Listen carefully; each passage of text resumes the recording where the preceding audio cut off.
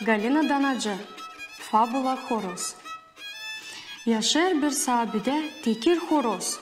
Tüyü onun kara, beyaz hem boz. Sarkarlar küpeler çenesinde. Girgin büyür tavukların arasında. Sabahleyin saat 6 var yok kalkır. Üysek islerce bakınır. Da çekilir ütme o avulda. Böyle o bir yalnızmış dolayda.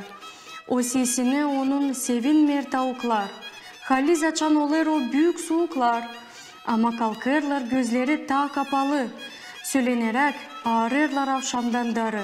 Sabah olur, başlar aydınlanma. Evde içerlerde şafklar yanma. Dolayında olur kıpırdanmak. Gün çekidir, gider bu yaşamak. Karı kalkıp hızlı içerleri toplar. Parça kesip birkaç mahsur sarır. Yapar peynirle 15 gözleme. Ayla kalkır, ona lazım yeme. Adam girer bakırlan büyük dama. Hayvan bekler, onu lazım sağma. Koyunlara verir kazal hem papşoydan tene. Sırtmaç gider kıra, ona verir ine. Yavaş o koçnaya doğru geçer. Domuzların yalaklarına imcaz döker.